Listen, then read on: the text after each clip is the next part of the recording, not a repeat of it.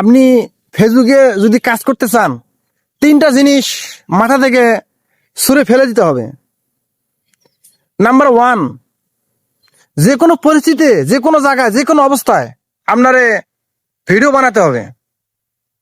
Number 2, কোনো আপনার video সামনে আসা ভিডিওগুলোকে সবসময় একটা কমেন্ট, একটা রিপ্লাই কমেন্ট, লাইব্রেশন দিয়ে যাবেন, হিংসা নয়। নাম্বার 3, এঙ্গেজমেন্ট ধরে রাখবেন।